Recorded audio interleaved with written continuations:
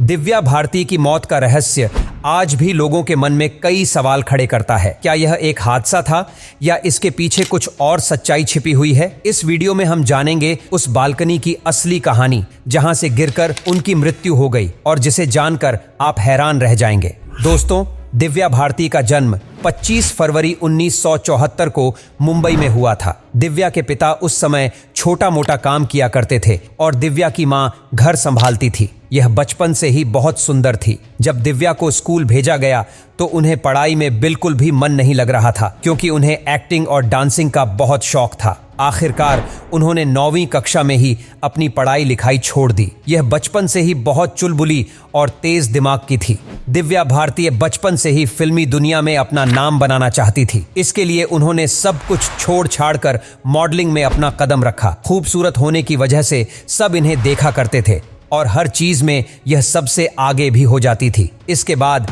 इन्हें सब जानने लगे। इन्होंने कई सालों तक कई जगह ऑडिशन दिए ताकि इन्हें कोई फिल्म में काम करने मिल जाए। कई कोशिश करने के बाद दिव्या को एक तेलुगु फिल्म में काम करने का मौका मिला। उस समय मात्र यह 16 साल की थी।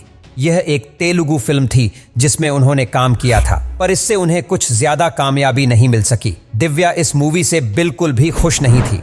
वह एक ऐसे मूवी में काम करना चाहती थी जिसे पूरा भारत उन्हें जानने लगे। इसके बाद दिव्या पूरी तरह मायूस हो गई और हिंदी फिल्मों में छोटे मोटे किरदार निभाने लगी। पर जब साल 1992 आया तो दिव्या की किस्मत ही बदल गई जब उन्हें सनी देओल के साथ विश्वात्मा मूवी में काम करने का मौका मिला। ये उस समय की सबसे ज्यादा एक्शन से भरपूर मूवी थी। इस मूवी का गाना जब 7 समुंदर पार मैं तेरे पीछे गाना आया तो चारों तरफ इस गाने ने टहलका ही मचा दिया। इस गाने में दिव्या भारती के किरदार ने सबको पीछे छोड़ दिया। ये भारत में इतनी पॉपुलर हो गई थी कि हर जगह इन्हीं की पोस्ट दिखाई देती थी।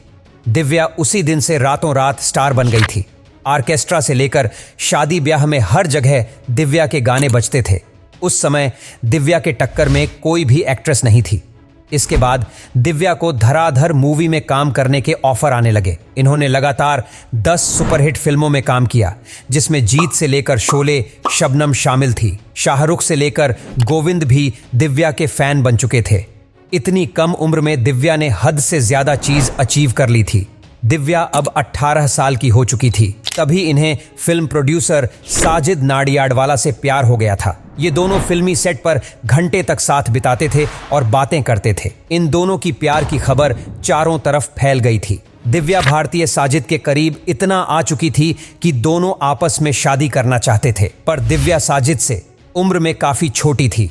इसके बावजूद भी दिव्या ने 1992 में शादी कर ली। इस शादी से कोई भी खुश नहीं था, ना ही इसके माता पिता, और यह शादी दिव्या चुपके से शादी कर ली थी। इनकी शादी में इनके परिवार से कोई भी नहीं गया था। शादी के बाद काफी दिनों तक दोनों साथ रहे, पर जल्द ही यह शादी मातम में बदलने वाली थी।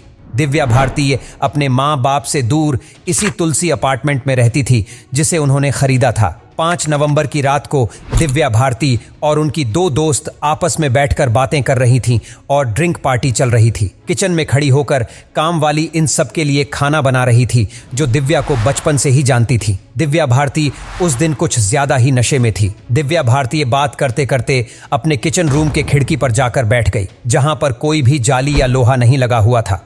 अचानक दिव्या का शरीर काबू में नहीं रहा और वह डायरेक्ट इसी बिल्डिंग से नीचे गिर गई। वह इतनी जोर से और नीचे गिरी कि दिव्या वहीं पर ही दम तोड़ने वाली थी।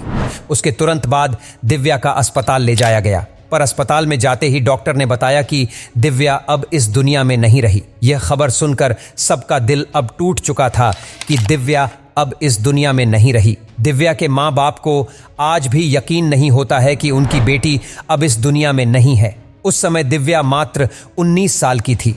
वह अपने पिता की लाडली बेटी थी। दिव्या की मौत की वजह से कुछ लोगों ने उनके पति साजिद पर आरोप लगाया, क्योंकि उनके पति का उठना बैठना अंडरवर्ल्ड के गुंडे और डॉन के साथ था। दिव्या भारती को अपने पति साजिद से नहीं बनती थी और हमेशा दिव्या टेंशन में रहती थी, इसलिए उन्होंने शराब पीना शुरू कर दिया था। उसके बाद पुलिस ने इस केस की काफ़ी छानबीन की और कई सालों तक यह केस चला और बाद में पुलिस ने सारी सच्चाई बता दिया। पुलिस ने बताया कि दिव्या की मौत का असली कारण छत से गिरना था, क्योंकि वह हद से ज़्यादा नशे में थी और उसके शरीर का बैलेंस बिगड़ चुका था। इसके अलावा दिव्या ने ही सुसाइड भी नहीं किया था और ना ही किसी ने दिव्या की जान लेने की कोशिश की। इससे साफ साफ जाहिर हो चुका था कि दिव्या के पति साजिद बेकसूर थे। दिव्या भारतीय बहुत छोटी उम्र में ही अपने आप को इतना बड़ा बना लिया था कि उनकी फिल्में ताबड़तोड़ एक्शन और सबसे ऊपर थीं। आज भी दिव्या भारती को कई लोग याद करते हैं और उनकी फिल्में देखते हैं।